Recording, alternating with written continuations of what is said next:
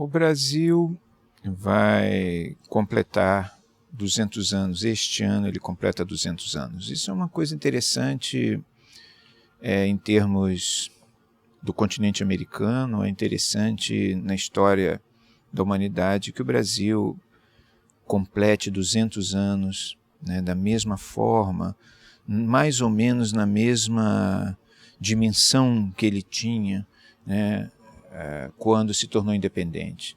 A estabilidade territorial do Brasil, ela é singular no mundo, né, e também a sociedade brasileira ela é singular. Celebrar os 200 anos é interessante, portanto é importante, porque neste momento nós podemos refletir sobre a singularidade do nosso país, ou seja, sobre o que ele tem de especial, de diferente, porque todas as sociedades o têm, né, de alguma forma.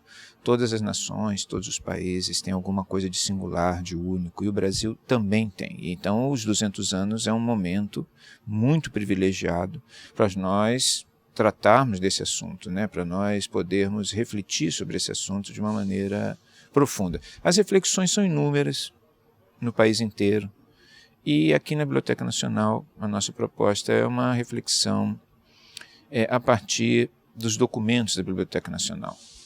O que é da Biblioteca Nacional tem um acervo extraordinário e a Biblioteca Nacional como instituição está muito ligada aos elementos que determinaram a independência do Brasil, porque a sua origem é a Biblioteca Real, ou seja, tem a ver com esse evento extraordinário que é a vinda da família real portuguesa para o Rio de Janeiro, que é um vetor essencial para explicar a forma absolutamente singular da independência do Brasil. O Brasil, embora 1822 seja o momento crucial, o Brasil tem uma história pretérita, ele tem uma história anterior. Não é em 1822 que o Brasil passa a existir. O Brasil ele tem os seus fundamentos, os elementos da sua identidade em períodos bem anteriores. Na verdade, nós podemos dizer que já no século XVII, o Brasil já tem um perfil próprio, um perfil característico. Então, nós vamos trabalhar aqui com 5 módulos. O primeiro módulo trata exatamente desses antecedentes. Então, há experiências no século XVII muito importantes nesse sentido. Não só há uma percepção de que o Brasil é alguma coisa diferente, já no século XVII, tem uma identidade própria, como durante as guerras holandesas, durante o período da ocupação holandesa, ficou claro que a população local, do Nordeste tinha uma identidade própria e interesses próprios relativos ao seu território, relativos à sua realidade. E esse tipo de evento, os combates permanentes de Portugal contra a Holanda, envolveram a sociedade brasileira da época de uma maneira única, tanto que muitos protagonistas dos acontecimentos daquela época achavam que a ocupação holandesa no Brasil podia ser resolvida, por exemplo, entregando Pernambuco aos holandeses, vendendo Pernambuco aos holandeses. Mas havia uma razão local, uma razão da terra, que acabou se impondo. Quer dizer, não, isso pertence a nós. Nós quem? Portugal? Não, nós que vivemos aqui. E somos portugueses, mas somos portugueses que vivemos aqui. E ser alguma coisa e viver no Brasil já era alguma coisa diferente no século XVII do que ser meramente português.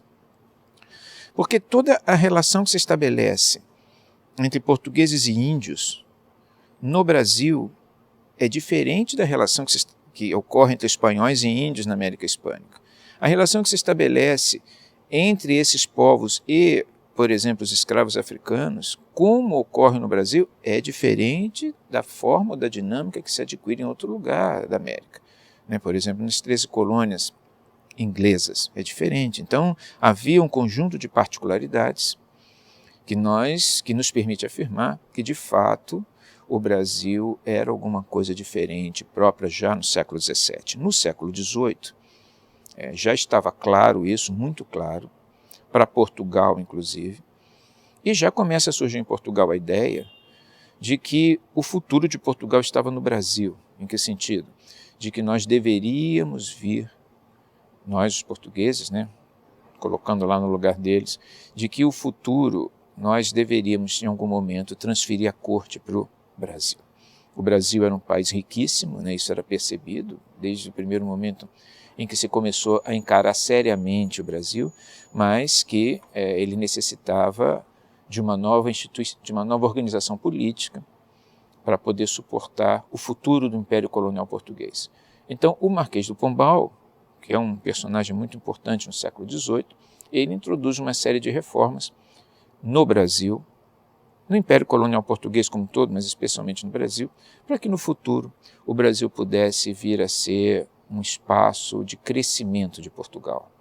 Ele expulsa a Companhia de Jesus. A expulsão da Companhia de Jesus é um capítulo importante na formação da identidade brasileira, porque os jesuítas eles se voltavam sempre contra o caráter predador da sociedade brasileira, que sempre foi muito predatória.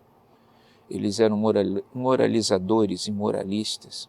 Eles acreditavam que a sociedade brasileira tinha que se ordenar e se voltar para o bem comum. Então, o Brasil surge de alguma forma sobre esse dilema entre os predadores e aqueles que buscam a ordenação, aqueles individualistas e os preocupados com o bem comum. A expulsão da Companhia é muito importante nesse sentido, porque ela permite que Portugal passe a ocupar um papel ordenador que antes era ocupado pela Companhia de Jesus, mas Portugal nunca vai ocupar esse papel ordenador de uma forma completa. O Brasil tem realmente problemas de identidade que vêm do século XVII e caminham para o século XVIII, que dizem respeito principalmente ao envolvimento do coletivo ou da sociedade com o bem comum, né? Isso é um problema que é anotado desde o século XVI, mas que no século XVII e século XVIII se tornará uma espécie de tema da política brasileira. Quer dizer, nós podemos e devemos nos preocupar mais com o bem comum ou preocuparmos apenas com nós mesmos, né, enquanto agentes individuais colonizadores ou habitantes do Brasil. É uma sociedade que sempre tendeu muito ao individualismo. Agora, é uma sociedade que já no século XVIII, ao lado da sua barbárie cotidiana, era uma sociedade extremamente religiosa, sempre foi. Os jesuítas foram muito responsáveis por isso. E essa religiosidade brasileira era uma forma de se pensar uma solução de natureza espiritual para os graves problemas morais, né, de uma sociedade muito desordenada.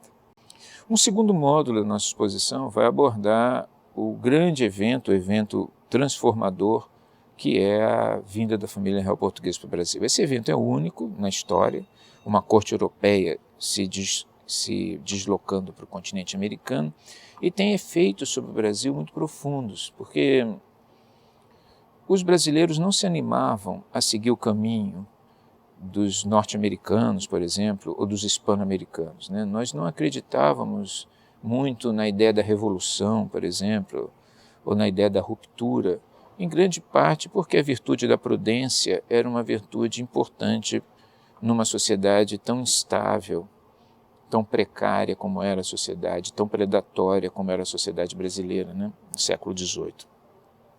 Então, a vinda da família real permite que os brasileiros comecem a pensar a sua independência ou a sua autonomia de uma forma diferente de outros povos do continente americano.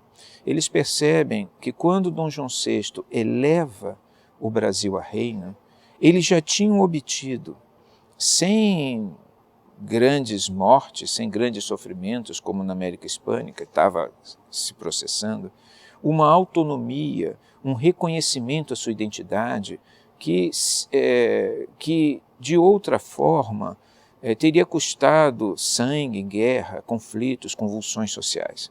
Então, o caráter de Dom João VI, a elevação do Brasil à categoria de Reino Unido, representa um primeiro passo num processo que ninguém sabia direito como fazer.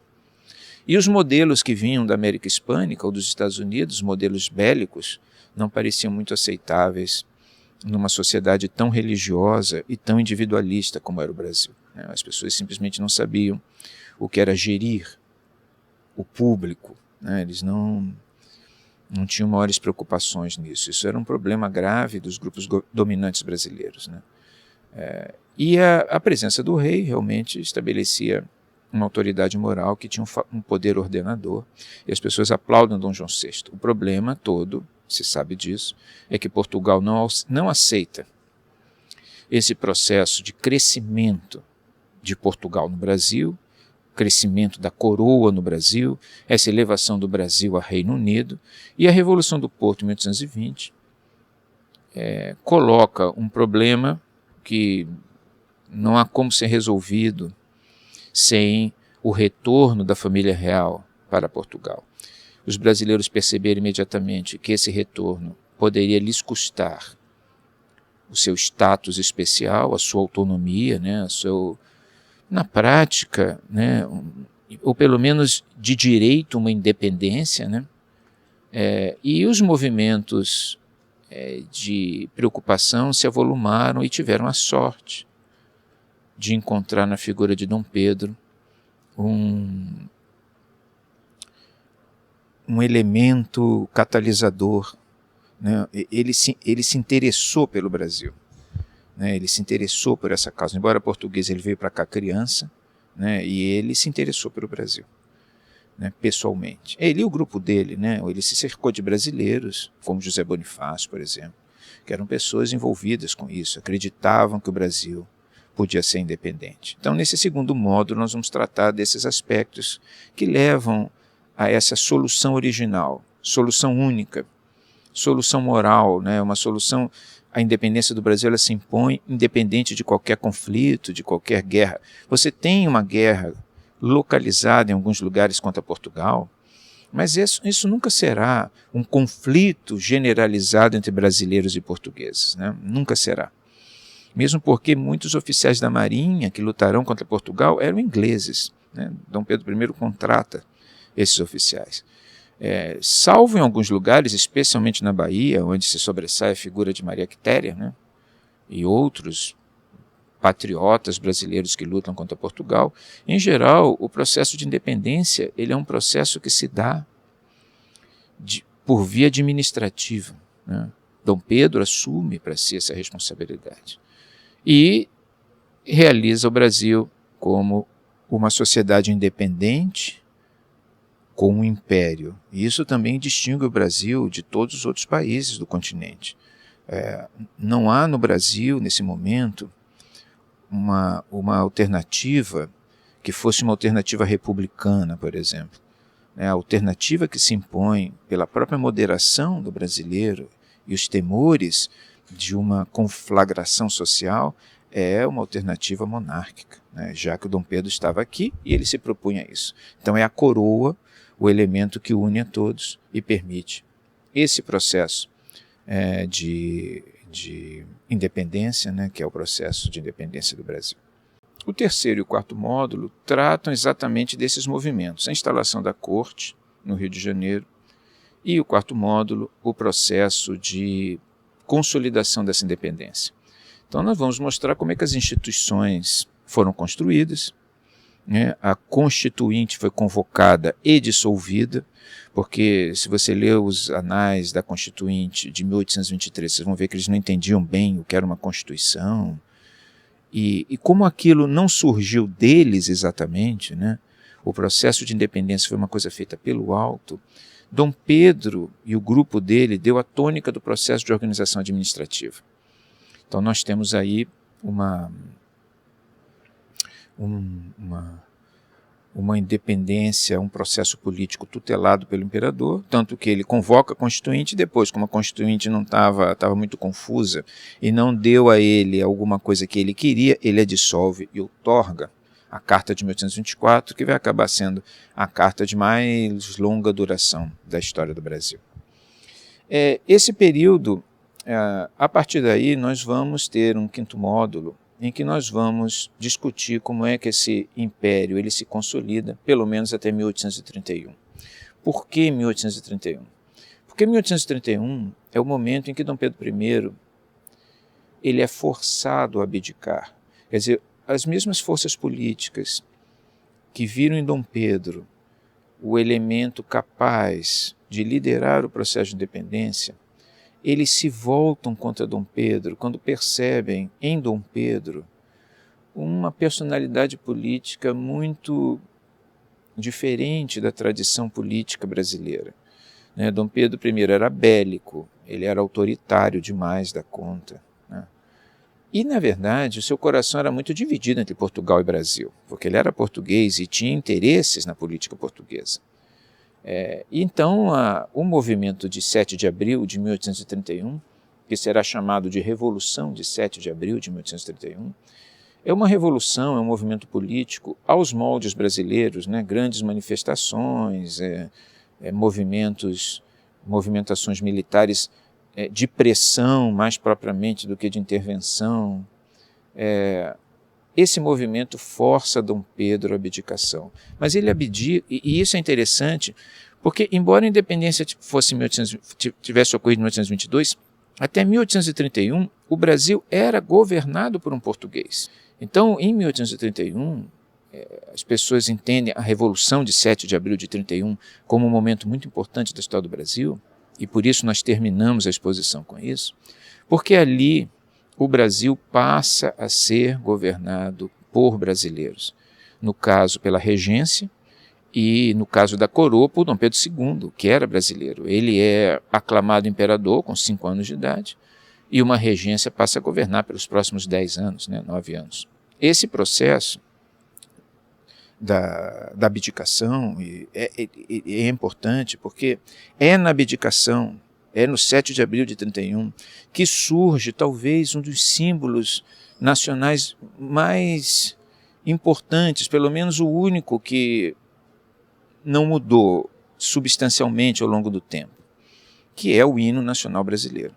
O hino nacional que nós temos hoje, ele surge exatamente em homenagem à abdicação de Dom Pedro I, e é um hino, a música, a letra ela vai mudar bastante, mas a música ela tem essa profundidade histórica. Muitos brasileiros não sabem disso e se emocionam com o hino quando ele é tocado, por exemplo, nas Copas do Mundo ou em cerimônias quaisquer cívicas.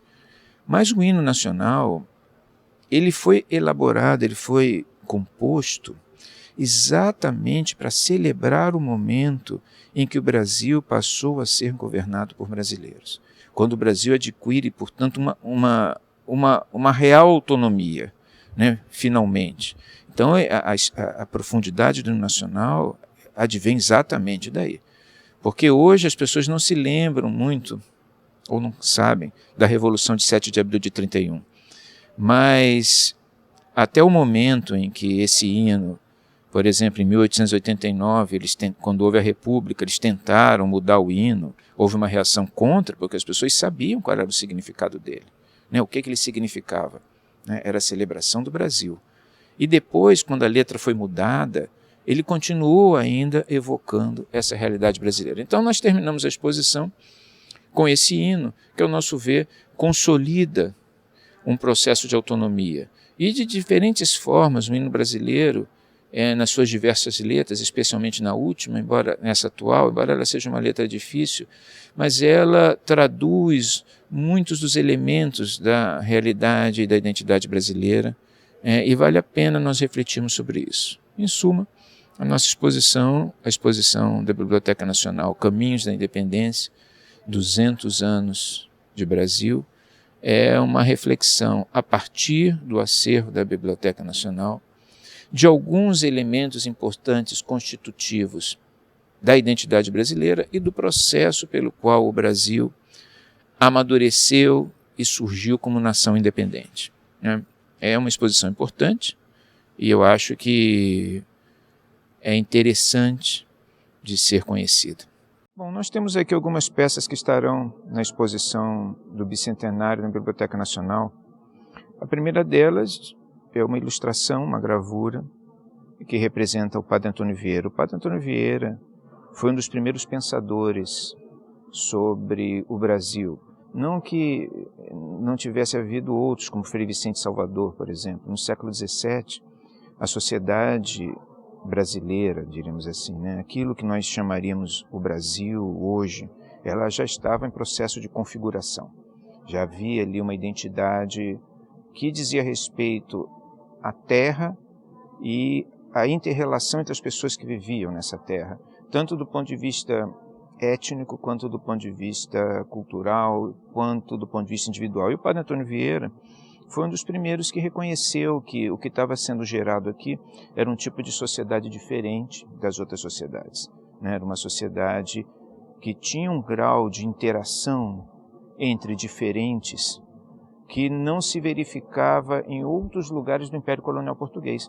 Daí ele ter visto o Brasil como o espaço de um novo império, o espaço de uma nova ordem que poderia representar para o mundo uma diferença, uma mutação, né? O padre Antônio Vieira via a sociedade brasileira e o futuro do Brasil de uma forma mística, de uma forma, nós diríamos, apocalíptica, porque ele via que isso realizaria o que ele chamava de Quinto Império, né? Uma nova ordem mundial, onde as pessoas viveriam de uma forma totalmente diferente da que viveram até agora, em paz e harmonia, né? Ele não se preocupava apenas com os escravos, né? E ele se perguntava qual era a importância de estarem vindo esses escravos para o Brasil, né?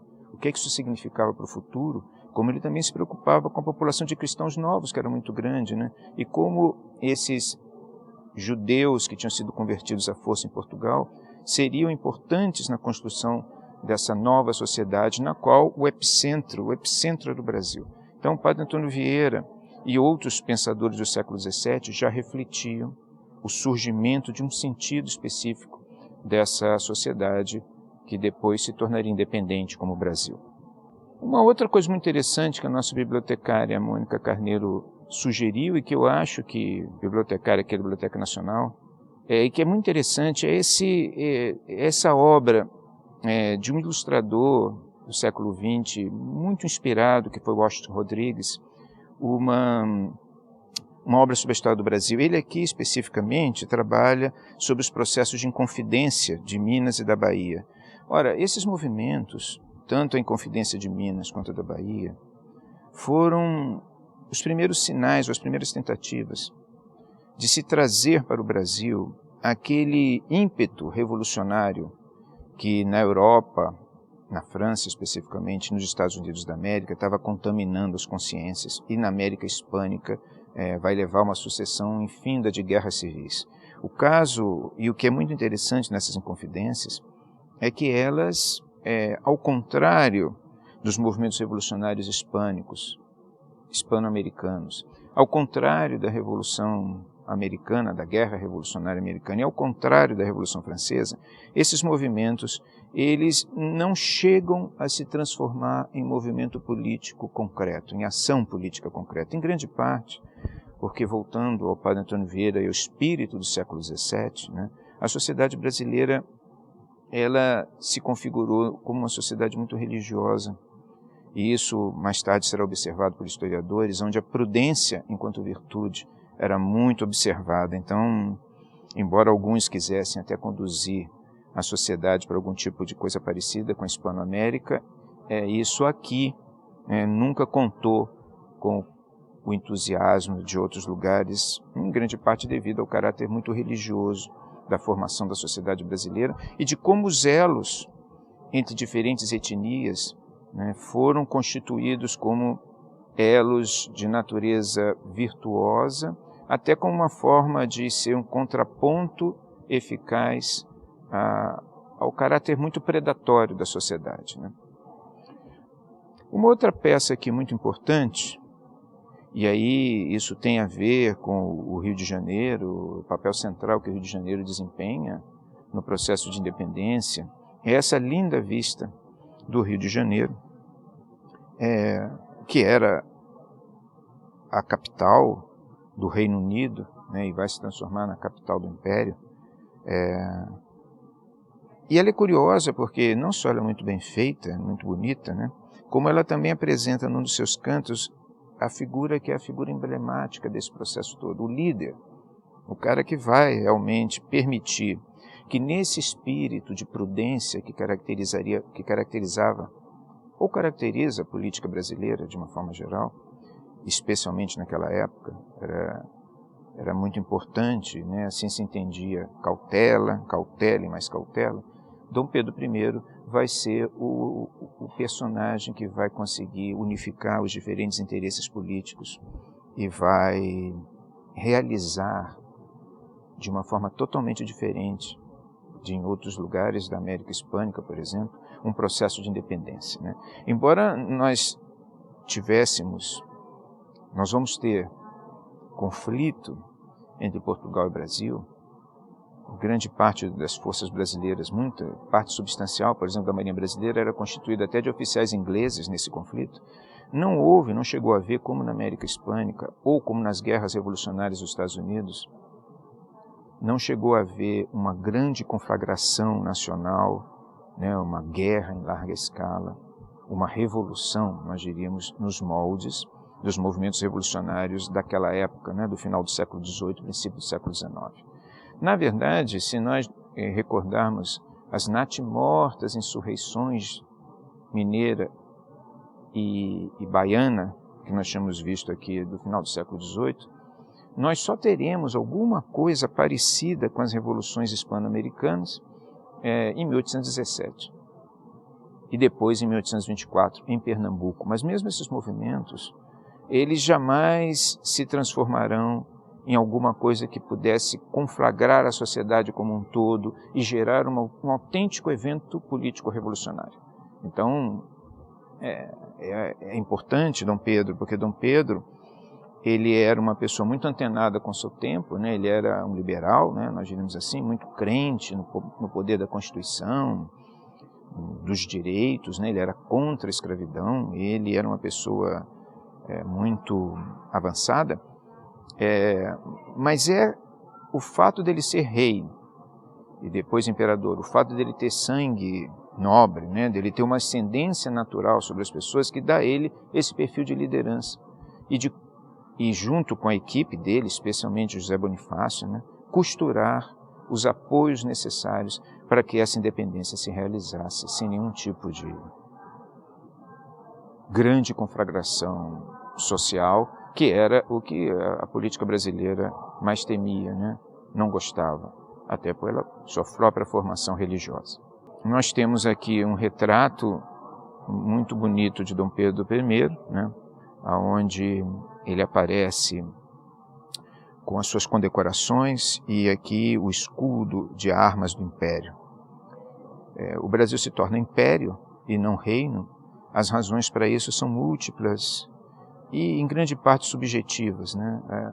A ideia de que o Brasil estava destinado a ser um império não surgiu naquele momento, como nós vimos mesmo o próprio Antônio Vieira, já no século XVII, via a questão do império e não uma simples monarquia como importante. Porque o império, dentro da ciência política, do mundo medieval e do mundo moderno, era a forma de entender um tipo de autoridade ou de regime que vinha do Império Romano, né, porque você tinha até princípios do século XIX um imperador na Áustria que se considerava o continuador do Império Romano do Ocidente e que a ideia em si de um império visava garantir um domínio moral e uma ordem moral estável e virtuosa sobre diferentes povos. Então havia uma pretensão aqui muito grande, que era uma pretensão que vinha desde o século XVII, de que aqui no Brasil poderia surgir um tipo de organização política, uma instituição, um Estado, uma sociedade ou uma nação que pudesse servir de exemplo para o mundo, né? Pudesse espalhar pelo mundo bons valores morais e um poder de natureza totalmente diferente de qualquer poder. Então, o império traduz assim um espírito de regime, de governo, que era uma coisa muito cara a todos aqueles que acreditavam que o mundo deveria ser melhor do que é. né, que deveria ter uma ordem virtuosa dominante.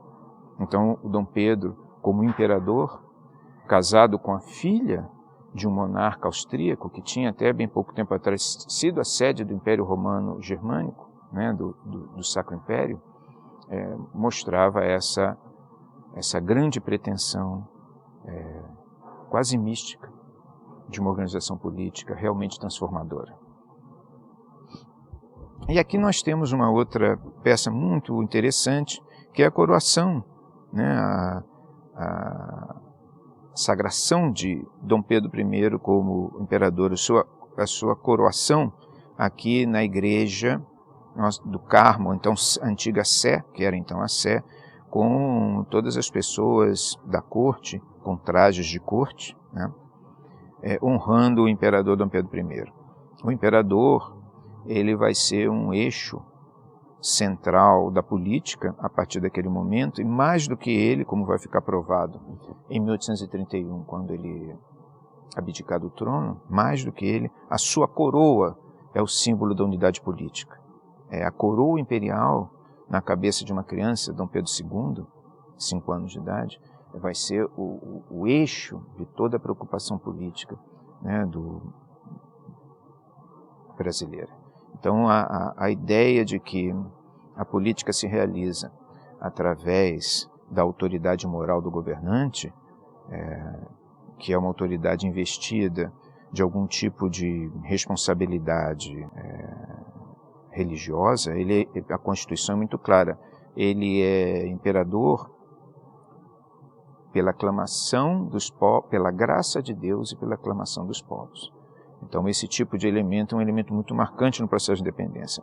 Em 1822, ela pode ser caracterizado, ou seja, o momento da independência, como o triunfo de um projeto que se entendia um projeto virtuoso, um projeto que realizaria o Brasil e que, ao realizar o Brasil de uma forma correta, moral e ética, teria efeitos benéficos sobre a humanidade inteira.